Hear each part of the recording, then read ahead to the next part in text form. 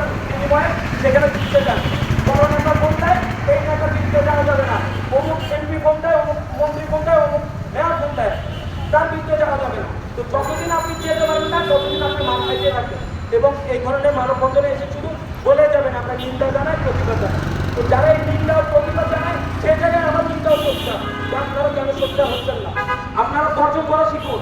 যাদের মাধ্যমে হামলা মামলা শিকার হচ্ছেন তাদের প্রোগ্রাম নিয়ে বর্জন করান, ওই সাহসটাও অর্জন করুন যে আমরা বর্জন করলাম, আপনাদের প্রোগ্রাম আমরা করবো না।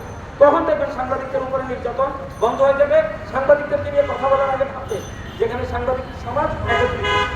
আমরা এই আজকে জাহাঙ্গীরের উপর যে ঘটনা ঘটেছে, আমাদের যে সন্ত্রাসী এই কার্যক্রম ঘটিয়েছে, তিনি একটি দলের একটি রাজনৈতিক দল বহন করে, সেই দলের যে আপনারা যদি তার বিরুদ্ধে কোনো ব্যবস্থা না নেন, আমরা আপনাদের পরবর্তী রাজনৈতিক কর্মসূচিগুলো